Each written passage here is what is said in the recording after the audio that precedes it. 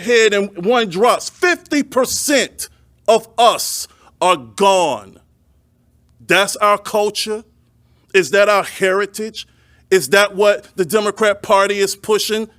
Because if you have a plan to kill half the white people, half the Hispanic people, and half the Asian people, you call it genocide. But when you're killing half the black community, you call it Planned Parenthood, and everybody is championing this stuff from the mainstream media to churches to politicians who lie and say that they are people of faith. They are not.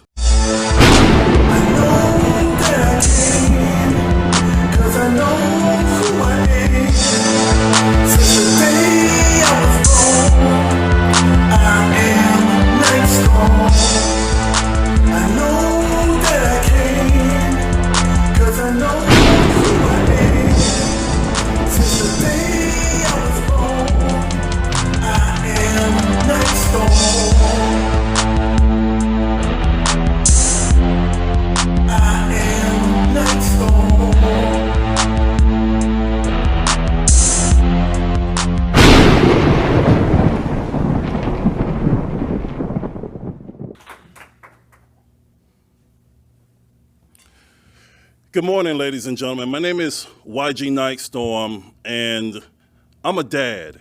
And with the Roe v. Wade overturning, a lot of people are losing their minds across the country, but this is something that has personally affected me. And first, I want to thank Georgia Right to Life. And I want to say thank you to BLAKPAC because this is the work that we've been trying to do to make sure we're saving the lives of children as well as Veterans for America First. But let me tell you why this is so deep to me, why I was shedding tears, literal tears yesterday. Because I'm a proud father of 7 amazing adult children, proud daddy, protector of my children. But in 1999, I had a set of twins on the way, and I was dating my ex-girlfriend at the time, and we got into this argument. And I said, I'm gonna come pick you up to take the kids to prenatal visits to make sure that your twins are okay. She said, okay, fine. I called, she didn't pick up the phone. 7 days went by, and I didn't hear from her. And on the 8th day, when she picked up the phone, I said, how are our children? And she said, YG, you don't have any kids. I said, baby, wait a minute, what are you talking about? I don't have kids. She said, I did something to you that's gonna hurt you worse than anything that has ever happened to you in your life. Now, she knew in 1985, I was raped as a child when I was 11 years old. She knew in 1992 I was homeless and sleeping on the streets, beaten up, robbed, and literally urinated on. She knew all of these things hurt me, but she said, I'm gonna do one thing that's gonna hurt you more. She said, I had an abortion. And I said, why would you do that? She said, because my friends told me the best way to hurt a man is to kill his children.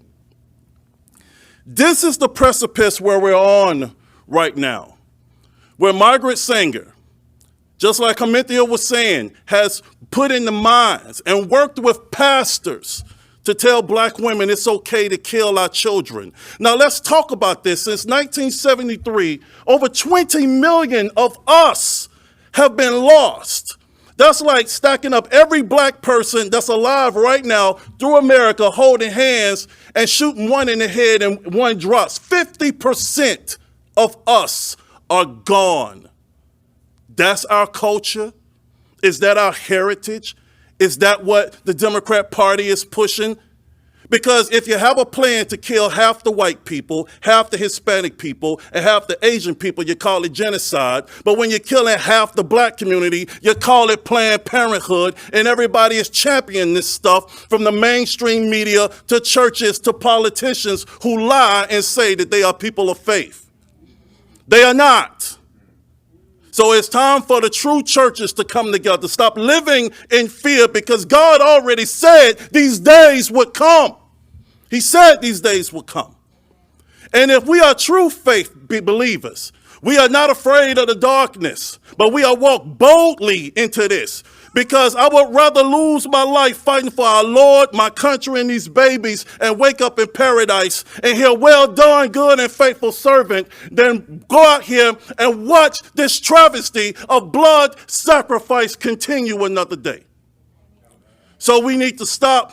So whether you're Catholic, Protestant, Jew, Gentile, Presbyterian, Holiness, Pentecostal, it doesn't matter. It's time for the churches to come together, and it's time for the pastors to stop lying to their flock. Tell the truth. Let's stand for God in this country and protect our babies, because this is the issue. God bless you.